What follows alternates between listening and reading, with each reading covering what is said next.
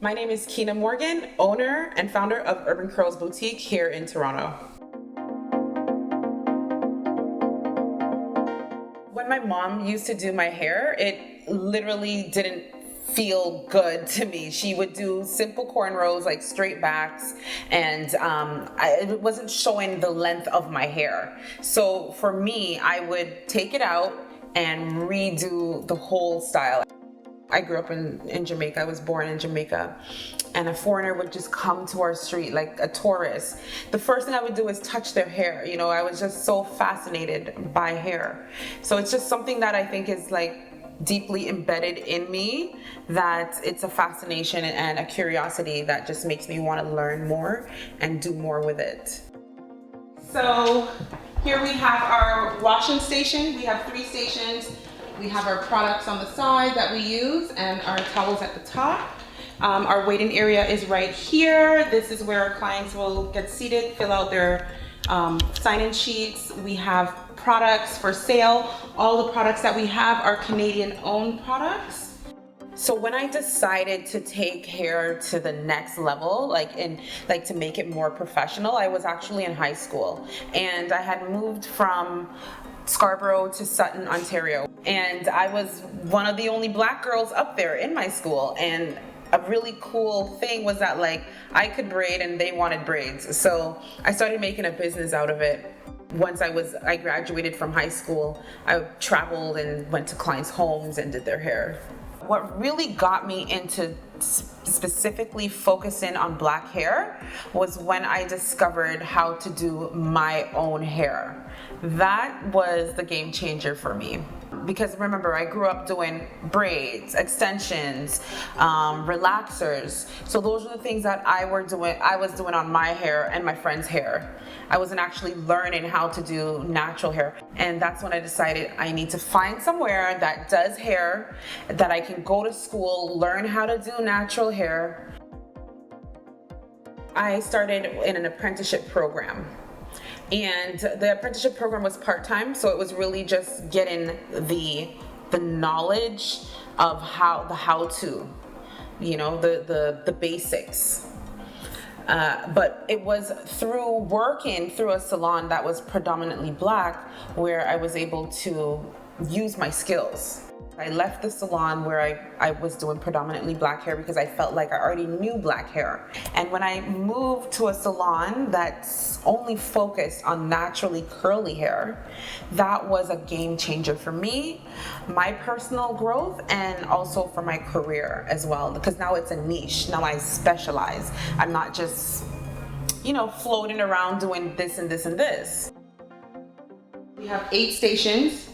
This is our color station on the side here, and our regular stations in the back.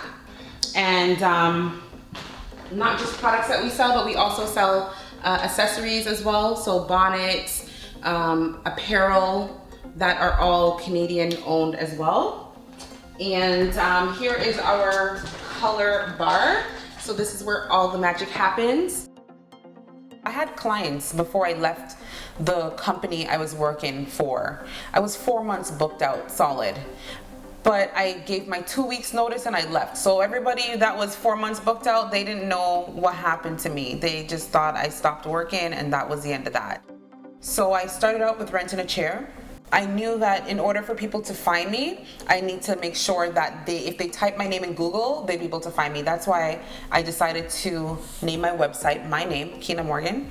And I had no clients. I had no clients at all when I first started. So I decided to do free wash and go Wednesdays. It was something literally to just get some pictures. I needed pictures to market myself. The free wash and go Wednesdays turned into, really great pictures that I can showcase my work, post it on my Instagram, and then, the hashtags, of course, help for people to connect with you, and people started finding out where I was.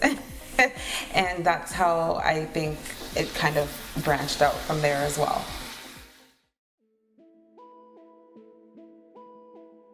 I had a business partner. We first came together and we launched Urban Curls Toronto. That was in 2015, October 1st. That's when we first launched. And we launched in a salon called Raffaello's Salon.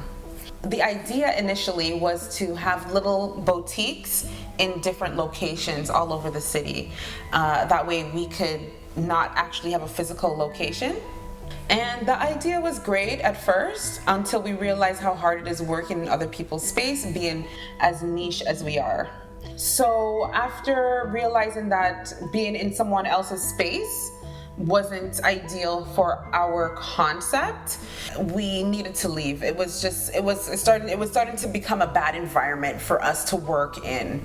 And then I found this place and I met up with the landlord, and I basically poured my heart out to him, like, hey, we're in a very uncomfortable situation right now, you know, like, you don't even have to worry about us, you know, not being able to find clients. That is not an issue for us.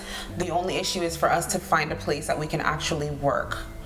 And he really liked my story and the sincerity of it all, and he gave us a chance. I would say all of the mistakes that could possibly be made, I made them.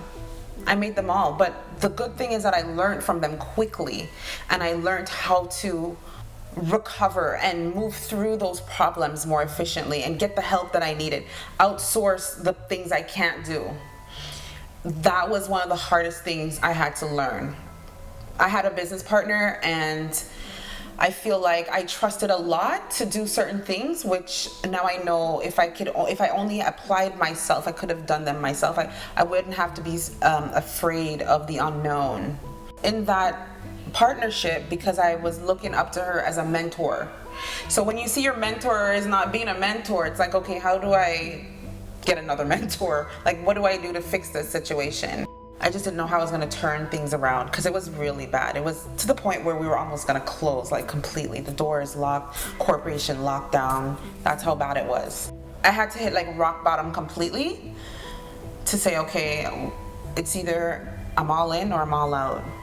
But I said, you know what? I'm gonna put my big girl pants on and I'm gonna do this anyways. That's when I had my lawyer. So my lawyer, she was able to guide me in certain things. She's a business and tax lawyer, and I specifically got her because of some of the real messy situation that I got myself into.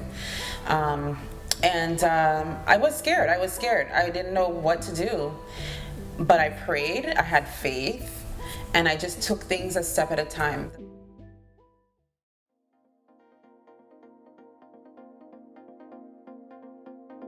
I believe that, like, being an entrepreneur, it's not for the weak-hearted. You have to be strong. And I'm just so happy that, like, I grew up around entrepreneurs just to kind of give me a little bit of, I feel like I have a little bit more of something that your regular person just doesn't have. It's literally strength. Like, but I'm also a hard worker. Like, you have to be dedicated and hardworking, and not do things for self-glorification, but for the service of others. My objective is to train my staff as best as possible, show them that there is not just a salon here that you're working, but a career that you can build and grow and have a piece of. That's what I would like. I want anyone who comes in here to work know that, like, they're helping to build this company so that they can have a piece of it in the future. Because, like, what am I going to do with this by myself? Like, it'll only go so much. But if I help others to grow as well, I think that's how I will be able to grow. I think it's amazing that we're even here today, you know, and we're selling Black-owned products. We're selling Canadian natural products. You know, I think we're one of the first salons for naturally curly here to, like, really represent Canada and put, like, Toronto and Toronto natural hair product developers, like, on the map, you know. I learned that I have endurance. I learned that I'm a fighter, and I learned to not be afraid. I learned to have courage.